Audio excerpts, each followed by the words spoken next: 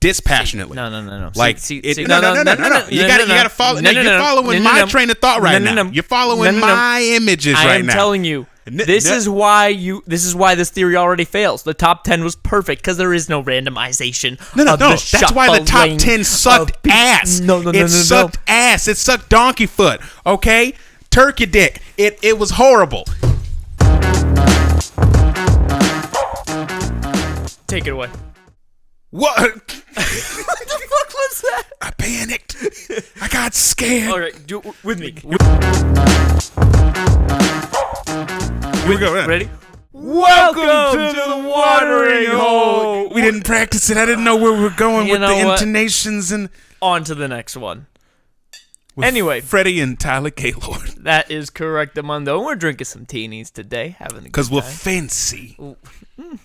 We're trying to be fancy. Nope. Wine taste with beer money. Fancy. What type of beer are we talking here? I can't drink beer. You know this. I suck at it. Yeah, you kind of like, you're a little bitch. Well. If we're just going to say it that way, yes. I'm just going to sip on my martini. I happen to be somewhat of a small bitch. No, you're not small. You're a big bitch. Oh, I'm a baby back bitch. So, outside of Freddie's terrible taste with beer, what the fuck's going on, man? How you doing today? Life has been weird. It has been up, down, left, right, sideways. Mm-hmm. It's been an interesting week. I've had some good times, some bad times. I got together with a good friend that I haven't seen in a while. That was exciting from like my old life. Which how long ago? How like I don't think you've ever really mentioned this friend to me. No, we haven't really talked about it. It's weird. So what's weird about LA is that I've spent some time. My whole story is that when I was 17, I moved to Colorado from San Diego. And then I was in Colorado, and that's kind of where I discovered who I was quite a bit and grew up and learned a lot about who I am. And clearly you never learned how to drink beer, but okay. Because I'm a bitch. Okay, it is what it is. I mean, we're past that. I shouldn't have brought it up. My bad. Continue. And now I'm in LA, and the weird part is that like I'm starting to see my two worlds collide, like my San Diego world and my Colorado world. And he was one from the Colorado world, and all of this convergence seems to be happening in LA. So what's he? You said he was out here before, right? Yeah, he was out here a while ago. I believe he's gone back and forth quite a bit, but he was actually the reason that I even got into like music at all. Like he was the first person I saw play guitar where I was like, I want to play guitar as well. So he's a singer-songwriter and does he still play? Yeah. He played some last night and he's still great, still good. And Freddie Rocco Wheeler, look him up. Freddie looks at him and still goes, fuck, I still want to play guitar like that. Yeah. That's what 15-something years later, and I'm still like, damn. Motherfucker. Damn. I was hoping he'd lose his stuff. He still stuff. got me. Yeah. I thought his fingers would break by now. I was hoping those fingers were tender. Fingers stay strong for that long? What is this? Oh, the legends are true. So, yeah, I mean, like, you got to hang out with him, which was good. How long has it been since you've seen him? I think it's been like 3 years. Fuck, really? He left L.A. pretty much as we got here. Yeah. Are you sure that the correlation was by accident? I think he was wise. Freddie's moving here. He felt the Freddie coming. He had to get out.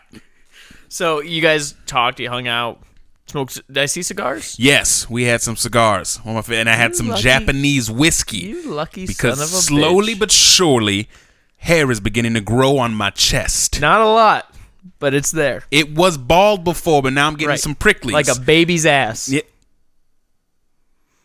Welcome to the watering hole. Freddie Walden, Tyler Gaylord. We're just drinking martinis and hanging out. This is the start of the podcast. No conversations have happened before this. Oh, but no. So the week's been up and down for you. You got to see your friend. Yeah, a little bit. You've been working a lot.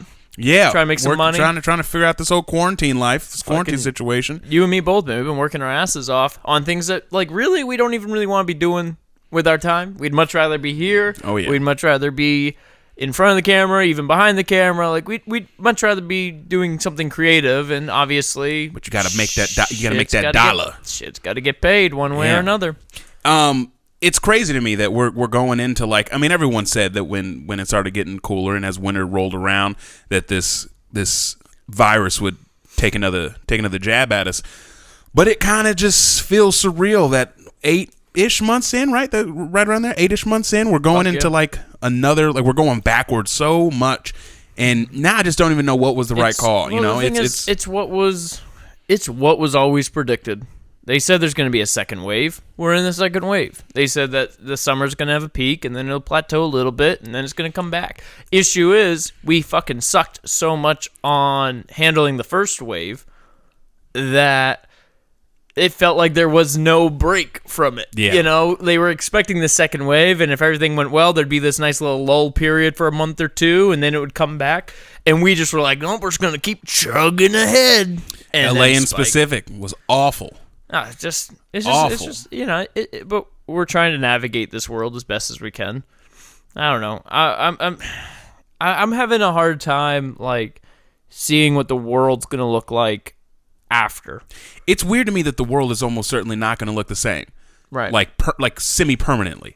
Right. Like this whole, I've heard that this mask thing might go on for a long time. Well, and that can, you know, that's a weird thing to consider. I know we're all used to it to some extent. You know, everyone, when you're checking if you got your wallet and your phone and your keys, you go, oh, do I got my mask on me?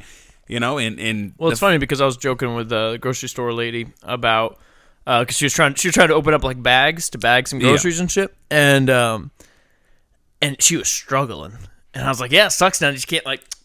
You know, like lick your fingers. Amanda was just talking about that. Yeah, and you're like, she was like, "Why can't I?" Because Amanda was at the store and she was just like, "I can't. What happened to me? I'm dumb now. I can't open any bags. My powers." Yeah, she was like looking at her hands in the grocery store, like, "What are these? I used to be able to work these real good." And then she realized it's because she used to be able to lick her fingers and open them up, and now it's just not a thing. You were talking about missing movie theaters. I am. Okay, so like. The reason why I sent you that message was because literally we've been talking about how, I think we talked about in the last podcast or one of the podcasts about how, you know, shit's flying by. Yeah. I mean, just the time is flying by. And maybe this thought is not true, but it felt true to me. So it's the truth in my reality. And the thought was, without movies and movie theater releases to look forward to, it feels like I'm losing timestamps in my life. We talked about it with Nathan about the Avengers Endgame, and I was what sparked me to send that text is I was listening to a song that was used for the Honey Boy trailer, the Shia LaBeouf film, right? And it just made me relive that movie, right? At least the tone, the feelings that you walk away watching that movie, it brought it all back. And I realized it had come out about a year ago that day. Yeah. And I just remember being like, oh shit, that was also the time then, because I was doing a little indie thing. And the next week I went to go see Marriage Story with Adam Driver at the Landmark Theater. And I remember that was a 10 a.m. showtime. I just went by myself and had this experience in the movie theater.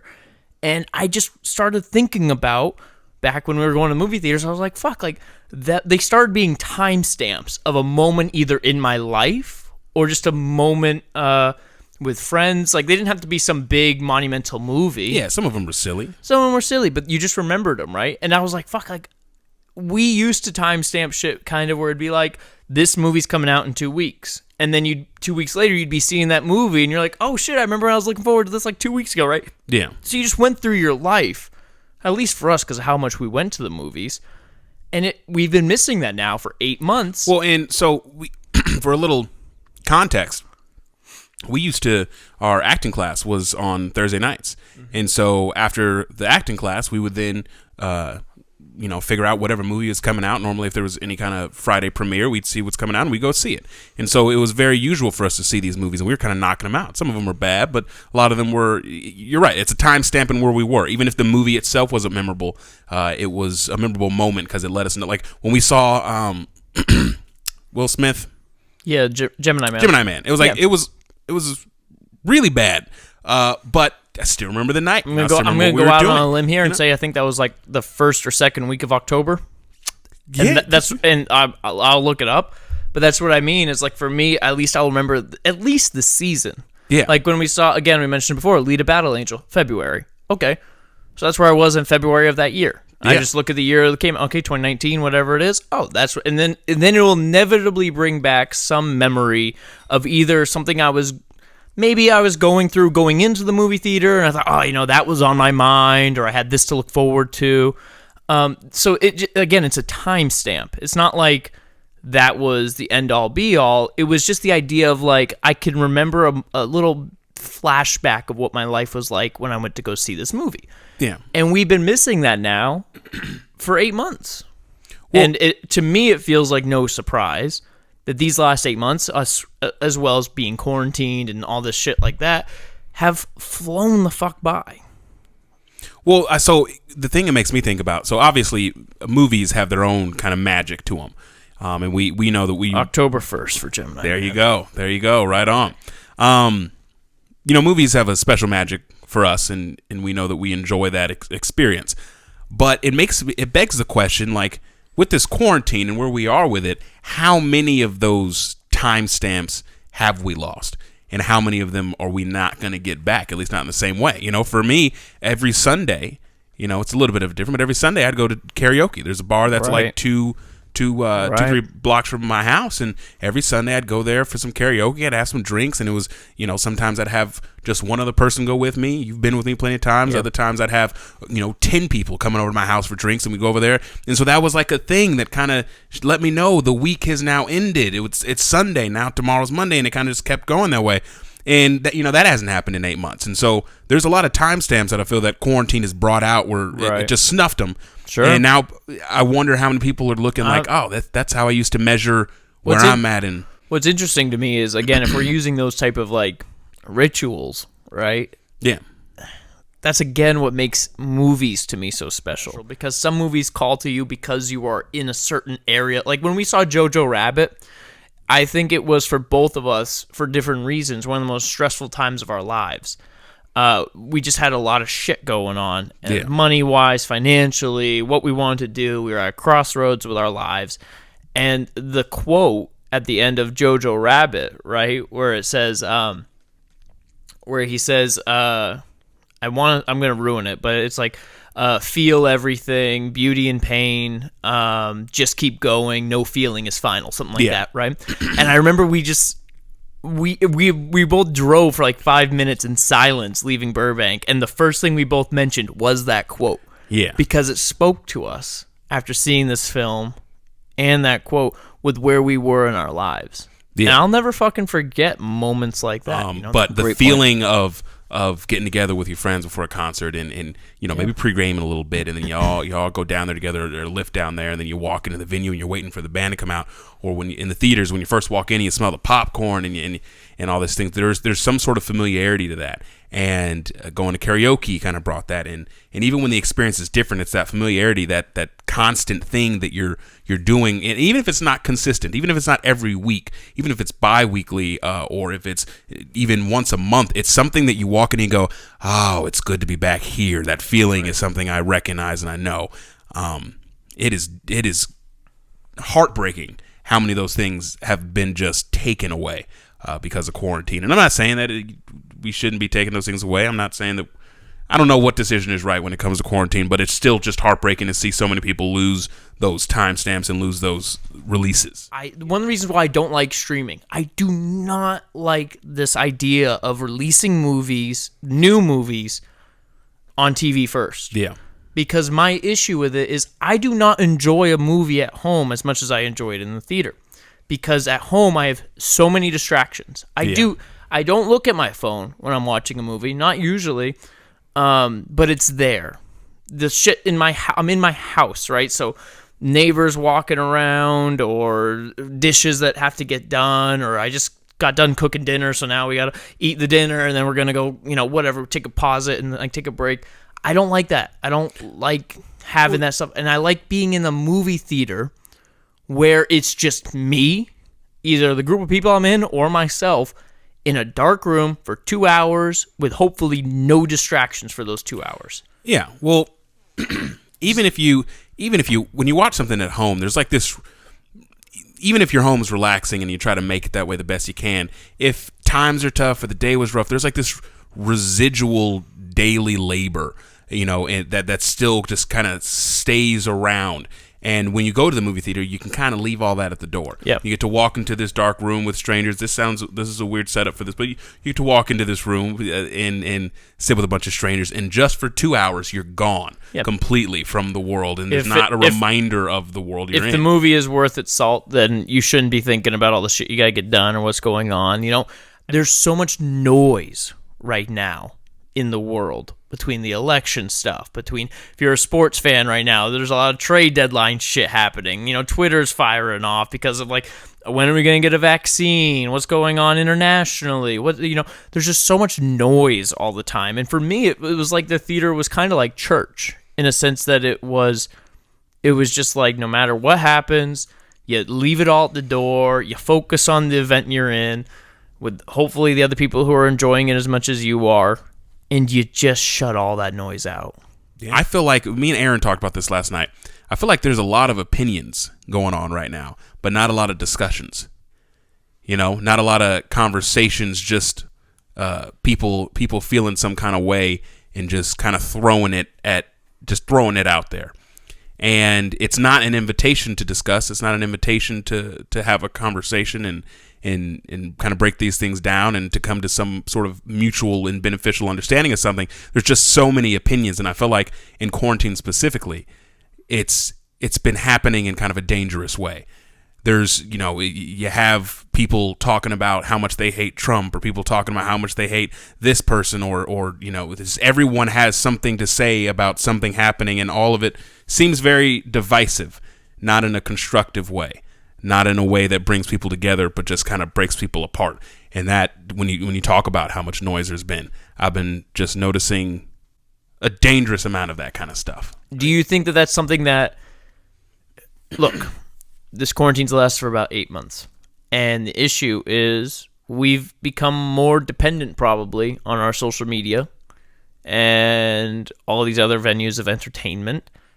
Do you think when, the vaccine's discovered and it's out circulated into the public and life goes back to whatever we'll call as normal, do you think the same environment on social media will still exist?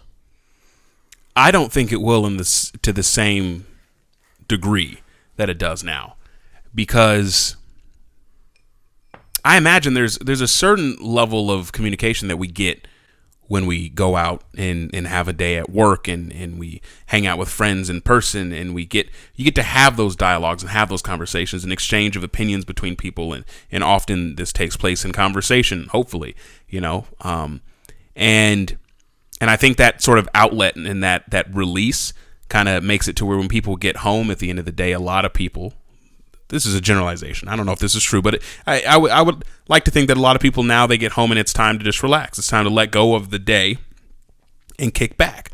But now, because everyone seems to be forced to just stay at home and they don't have those releases, I feel like people are trying to make up for all the interactions they would normally have in a day, and the only place to do that is social media. And so then you go to social media and it doesn't come out in a way of conversation, because social media isn't often a conversation. It's you're scrolling and you see someone's video or see someone's picture or you see someone's status, and sometimes you can comment and get it back and forth, but often it's like just here I am. Here is this thing that either the opinion I have or the what I did today. It's not often a conversation, a back and forth. And so I don't know if people would be more or less hostile, but I do think that people would be less inclined to sort of run to the immediate release of social media when they can have in-person conversations. Or maybe that's a little bit too much optimism, but I would like to think that's how it'd play out. It's a tough time because social media advances so quickly, and it's already a technology that we as human beings are unfamiliar with. There's never been a time besides the past 10 years, where human beings were able to voice an opinion, and the tribe, the people, right? You could potentially reach millions. Potentially. There's never been a time where we've had to deal with, where we've had to process all of that as human beings. So our bodies are just trying to figure out, like, what the fuck is going on? Like, and so when you do see someone from fucking Kansas or something with an opinion that's just trending, and you're like, that's stupid, and then you voice it, like, all that's emotionally and mentally draining, and our bodies are just not used to it because we're used to these tight little circles. We're used to these tight little communities. Yeah. And I think that social media itself is advancing so quickly. Look at how the internet has changed with memes, right? What were memes back like 10 years ago? They were, Usually like those graphics, like the "You Mad Bro." Now they've evolved into being a spoof of the spoof of the spoof of the meme, to where it's just like a fucking face Spoofception. somewhere. Yeah, and you're supposed to get it because you've seen all the other things that it's spoofed, and you're like, now that's humor. It's evolved so rapidly. And then you look at the actual social media platforms, how they've evolved from like what MySpace was, right? To then Facebook, to then Instagram, to then, they had Vine. MySpace. They had Vine, and now they have TikTok, right? And it's just like, look at what TikTok is. Show that to someone who when MySpace was all the rage. They're completely different social media environments, right? And so I think not only are we trying to catch up to what social media kind of is in general, just our bodies, our minds, but it's also, in 10 years, it's unrecognizable from how it began. So it's also changing. So all of that stress is on us. And I feel like on some level, all the shit we're seeing and the tension and everything is developing from the idea we just don't know how to process this shit. Well, you know what's weird, to kind of flip the to kind of go the opposite side of it. Social media can do some good too. That's what's strange. No, it's just true. You're gonna have to accept it. You're gonna have to accept it. No. No, I will not. As we advertise all of our shit for this podcast on social media. It's like playing with fire. It has such potential for bringing warmth and allowing you to survive in many ways. And like in a lot of, like, there is something to say about the fact that people can communicate to some extent and have those social interactions on social media, and some of that is really good. Some of that is really healthy. And that's what's weird, is because I don't think that it should just go back to the dark ages of you only get to talk to the people in front of you, because there's something to be said about being able to discuss things with someone who is from a different area than you, or from a different situation entirely. And sometimes we don't, like, allowing social media to be a thing means that the chances that you can connect with someone who might bring something incredibly valuable to your life in many ways, be it romantic, be it financial, spiritual, mental, like, there's so many things that someone can bring you in the way of value that you probably wouldn't have seen otherwise, because you go to your 9 to 5 and you go to your one place that you hang out, or your few places you have your close group knit friends, and that might be good for you. That might suffice for now, but there are so many more opportunities as soon as we expand how far our connections can go. And so in that way, it's beautiful. I love the fact that there's people in my life who I wouldn't keep up with them because I'm not close enough with them. I wouldn't ask them what's going on in their life because we're just not that close. Right. But because of Facebook, I can go, she just had a kid. Oh, they just got married. That's good to know. You get to look at how ugly their kid is. Yeah. And go, thank fucking God I didn't date them. Taking the bets. What you said it was going to be? Right. Yeah, Hey, Billy, you owe me 10 years ago. Exactly. Hey, Billy's kid did come out ugly. Oh, Jesus Christ, that thing is fucking hideous. But, it's nice to, in that way, like, I get to go, these people who I don't actively necessarily care about them, but, Here's the reverse side. Now, I am not arguing that social media is bad, or that social media is, that we should all go back to the days before. I'm not trying to say that at all. But I do love to play devil's advocate in some way, and when you tell me about all the people it does keep in track, right? I personally have felt my own depression at times from seeing physically relationships that I wouldn't really think of, but then I see them and I'm like, God, I haven't talked to them in like 5 or 6 years. And then I think like, fuck, we used to be this close, or we used to do this, and it just broke apart, right? I remember when, I would talk to like my parents, like my mom, about like relationships that she had, and she kept in contact with some of them. But a lot of them, like, she's never really thought of and didn't really care about, and it's just like your brain switches to who's in your tribe right now. And you don't think too much about the past, about all the relationships. And social media is kind of a timestamp of like, you used to be friends at this period, you used to be here, and now you're like, and it's almost like a constant reminder of how many people we meet in life and how hard it is to hold on to just a few of those people. My friend Danielle just posted something on Facebook that had me rolling. She said, She was like, yo, Snapchat memories are disrespectful. And it's so true because they'll go up to, I had something pop up from 4 years ago.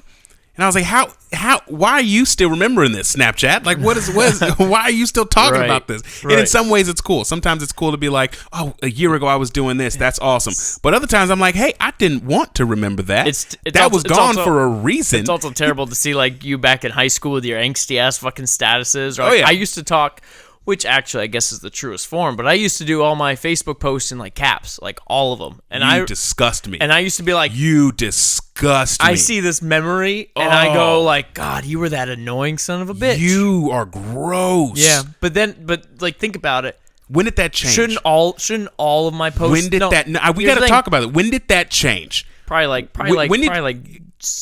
junior high. And why? Like junior year. Did you have an awakening? I grew up. My balls dropped. I don't know why things happen, but I will tell you, knowing me, and you guys knowing me, shouldn't all my posts still be in caps? No. I'm a loud motherfucker. No. I'm a loud motherfucker. Then put a fucking exclamation mark. But the caps with the exclamation mark really hammer the point But then home. there's no up and down. There's no denseness to it. Have you met me? There is no down.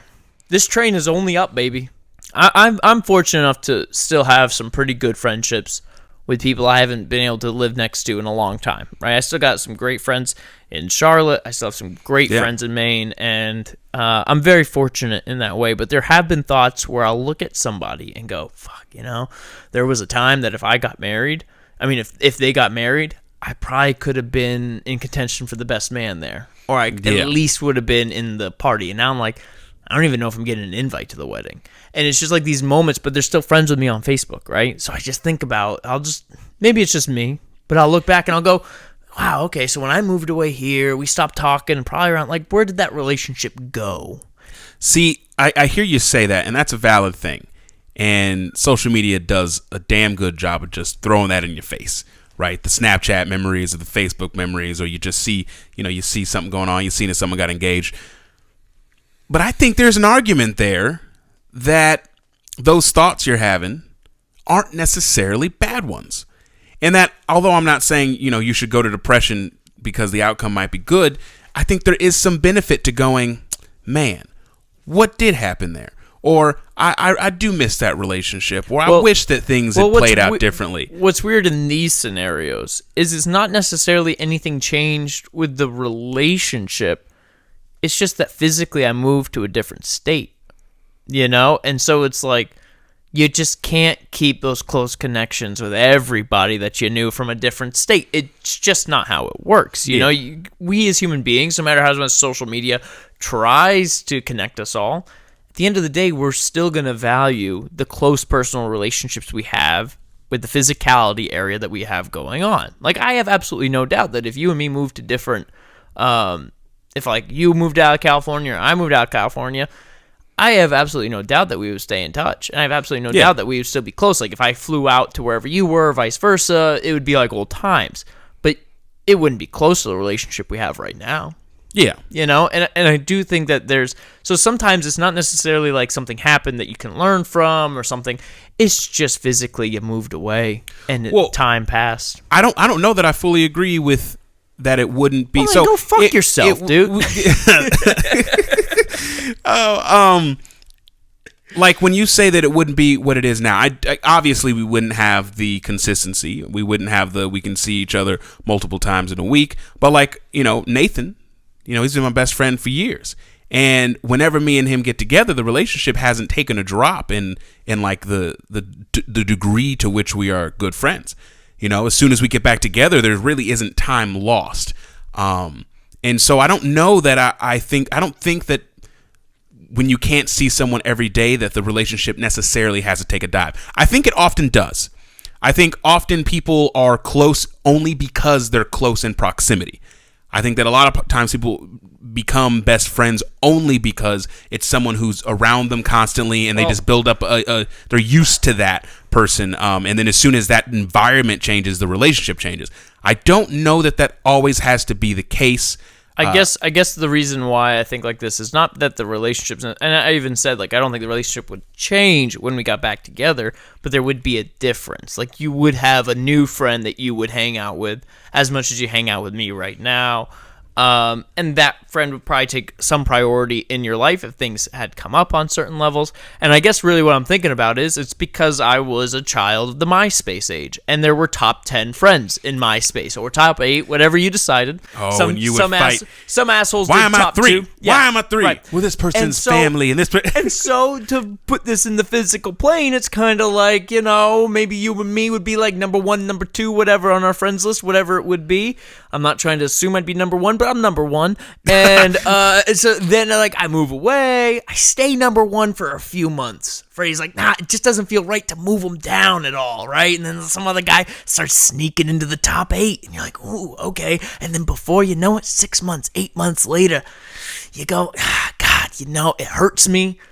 But Tyler's got to go down to 3. He's got to go down to 4. And now this new guy's coming. And it's just like, obviously the friendships are there, and obviously this is an extreme joke of it. Yeah, but there is it does kind of explain what you're saying, and I think that most of the time happens. I think that's a normal thing. That's I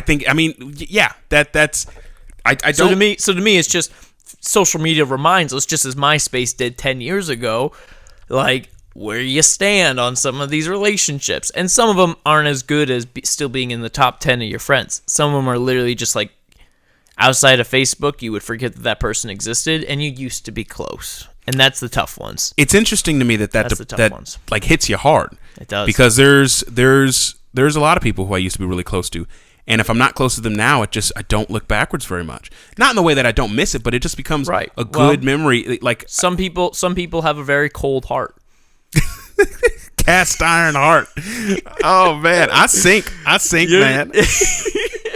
But in all seriousness, I guess it's just like, I remember one of the reasons why I moved to North Carolina, right, was because I was trying to make a decision on my life of where I wanted to go.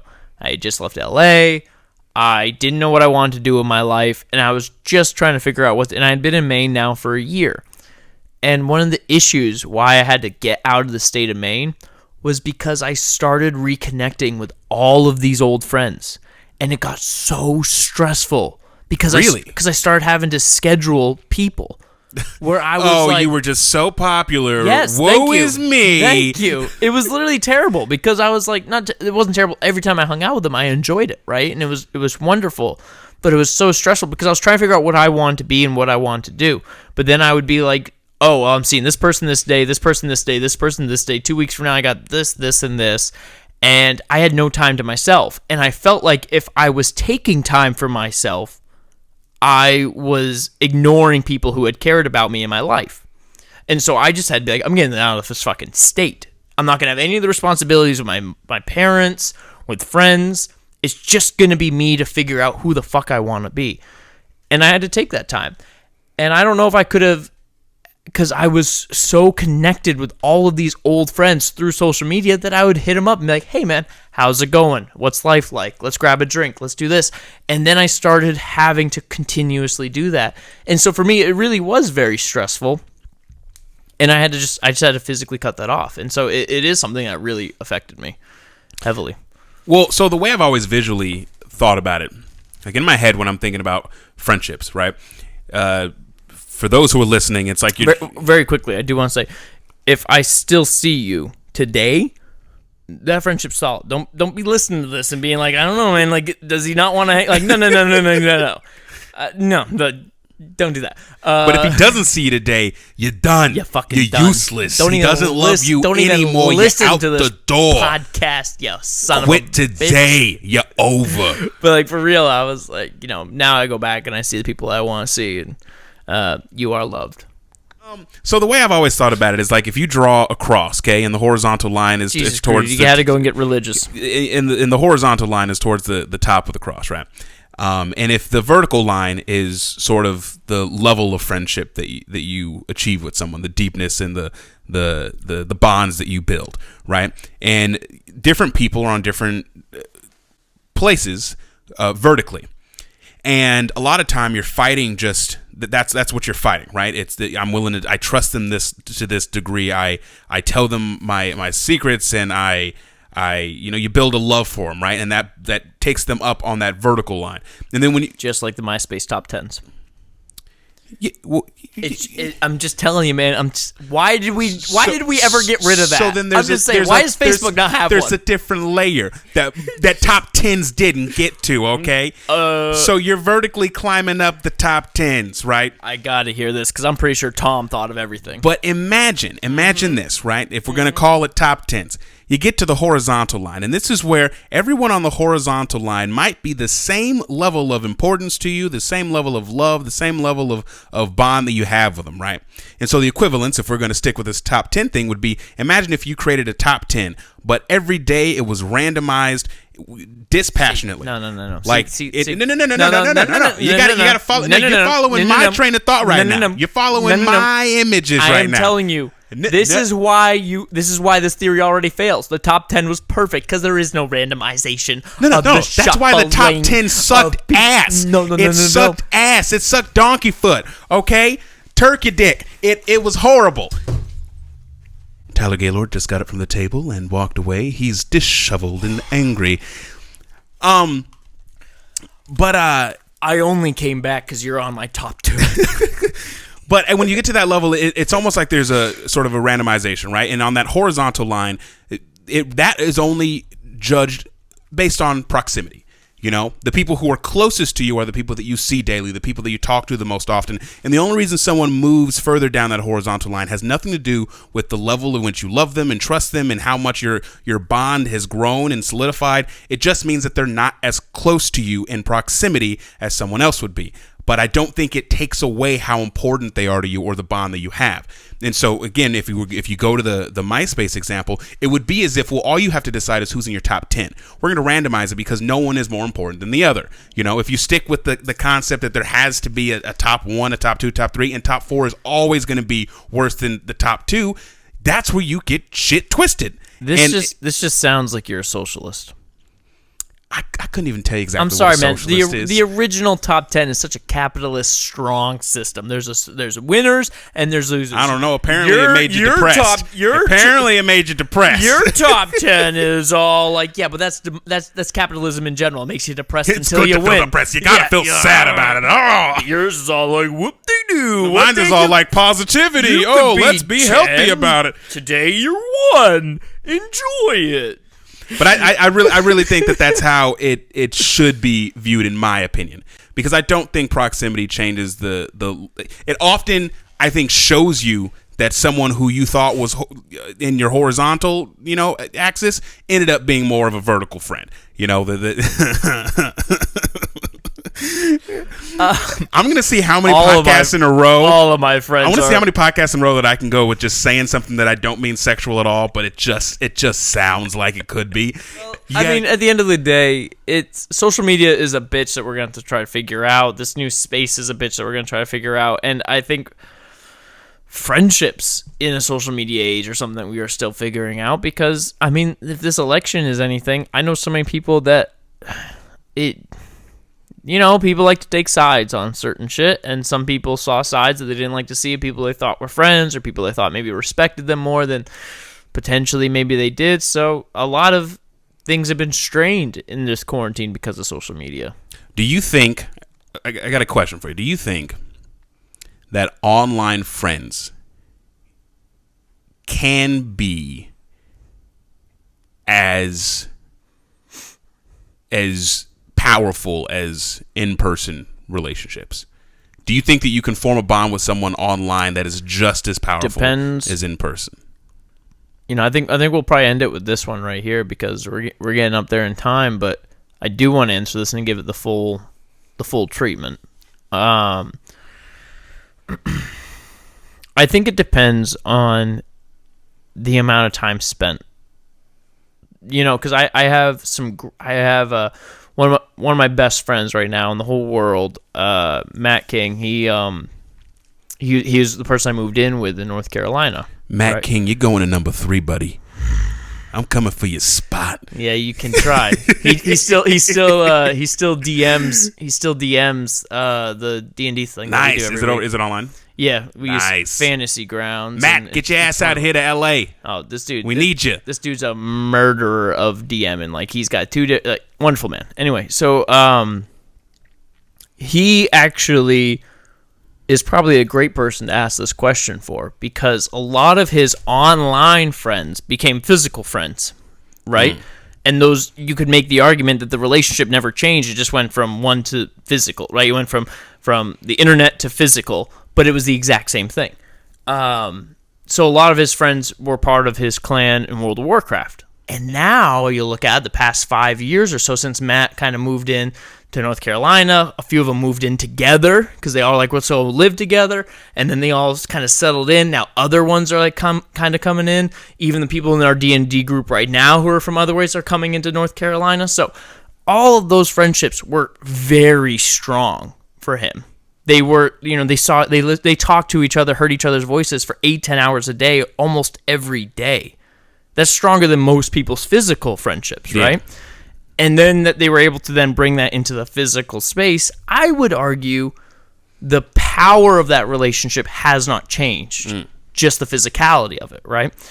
So to me... Some would argue the proximity. Right.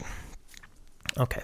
But I would say that, so when you ask me the question of can they be as strong as physical ones, yeah, it depends on the relationship like anything else. It depends on the consistency of how much do you see them, how much do they know about you, about your life, the vulnerability, the things you choose to show, the things you choose to share. Like, all of those things play a factor into how we connect with somebody. And I think you can. Yeah. I think it's harder, but I do think it is definitely possible to have a equally, if not stronger, than relationship online than it is physically. What about you? I agree that I think it can be just as powerful. I think you can form a true and honest bond, no different than an in-person relationship. I agree even more so with the idea that it is more difficult. I think that Tyler Perry, I just posted a quote from Tyler Perry. It might have been a Medea thing, but he was talking about how, people like to think that they know someone and then they suddenly change on them, and it was like, but you need to know someone in all 4 seasons. You need to know them when they're sad and when they're angry and when they're happy and when they're hurt and they've been hurt and they're broken. And so I think that when it's an online relationship, often we get to present the best part of ourselves. We get to not sign on when we're... that is why World of Warcraft is such a bonding experience. You feel them everywhere. And I don't even play World of Warcraft. You feel them in times of defeat. You feel them in times of victory. You feel them in happiness and sadness. You have to understand that we're not just talking about World of Warcraft relationships. That wasn't the question. I'm fucking with you, bro. Fucking with you. No, but I think that it's possible to show all those things. It's possible to be honest through meeting someone online. But I think that it's too tempting often to not be completely honest. If you're having a bad day, you just don't get on. If you're sad, you don't always necessarily disclose how sad you are on this. So I think that there's hurdles in the way that it's difficult to get to know someone, because to get to know them honestly takes them being honest with themselves and then allowing you to see that. Whereas in person, if you were having a bad day and I'm next to you, I'm going to see how you are when you're having a bad day. Right. Unless you decide to just, hey, I'm leaving, I'm going to witness you on a bad day. When it's online, it's not necessarily true. There's ways to hide it much easier. So I think there's a lot more hurdles with people not being as honest with themselves and with others. But I think that the potential is there to be just as powerful. I think it's a question that, again, come back to this in 50 years. Maybe most of our fucking connections will be on some level an online type connection. Again, all of this shit is new. All of this shit is 25 years at best. Because the internet was made in 95, right? So, AOL was 97, 98. So all of this is still so new that I don't know. Maybe one day we'll get to the spot where online connections or non-physical connections are stronger than anything else. Maybe because that's just what we're more comfortable with as human beings. Oh, yeah. I do think that there is a level of comfort in what you were talking about. You can choose what people get to show you. There is a level of comfort in being able to type out how you're feeling or what's going on and articulate what's really happening if you choose to. And whether that's good or bad, I'm leaning towards that being bad because you don't get to see someone in an actual human moment. Yeah. I would argue, though, that sheer comfort then, as generations go on, makes people pursue those relationships more than physically. So maybe eventually it starts to feel easier because it's a little less difficult.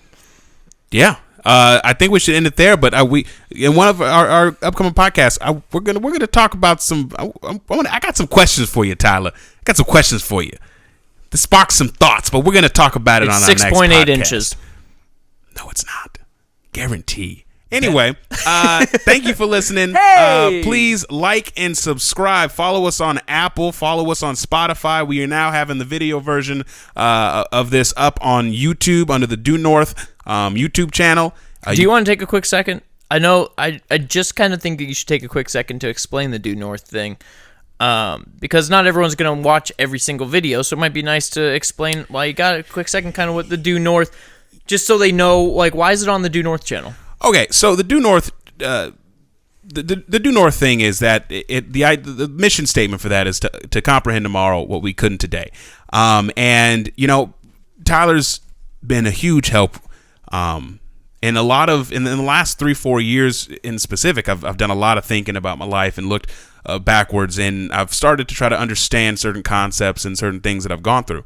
And so I'm just breaking down my own life and taking a look at certain things and just trying to figure out who I am and trying to understand tomorrow what I couldn't today. And so Due North is where I kind of put my thoughts on paper, and then I construct some kind of video, and I just give these opinions, these thoughts that are meant to just help me gain my own clarity, and maybe someone either in a similar situation or who has a interesting viewpoint, or it's just supposed to spark something in both myself and in others. And a lot of the conversations we have on this podcast directly relate to those kinds of things. We like those conversations, and it's natural for us to begin those conversations. And so it's sort of just in that same umbrella we spend a lot of time personally, you and I, comprehending today or tomorrow what we couldn't today. And so that's what Due North is all about. And the reason the name is Due North is because me and my buddy Nathan would always say that our moral compass points north. That's the direction we're always trying to head. So yeah, I mean, Due North. And it's a wonderful project that you're working on, and we just felt that Due North is Freddie's YouTube page. And he's going to have plans in the coming future to elaborate on that more. So when we started this podcast, we just felt like it was a natural fit to put it on that platform as well. So do Freddie and do myself a favor, subscribe to the Due North channel on YouTube to be able to get access to this playlist. Press the little bell button so you get the notifications when a new video comes up. That makes us official. Now that we've said, hit the like and subscribe. That's right. Press that bell. And like Freddie said, download, follow us on Spotify, on Apple Podcasts. We are trying to build this thing up. So liking and sharing with your own social media, it's honestly huge. A lot of people have been asking us about how can we support the page. Do you have Patreons? Do you have that stuff? I did mention on Facebook, but I do want to mention it here. We will eventually start those avenues, but right now we're focusing on making quality content. So the best way to support this podcast is to literally download it, is to follow it on Spotify, and to please share it. Let other people find this watering hole so they can all join us. Oh yeah. Grab a drink and join us down at the watering hole. Oh, I'm out, empty. man. I should have saved one last sip. Hold on, but I got plenty. all right, everyone, see ya. Peace out.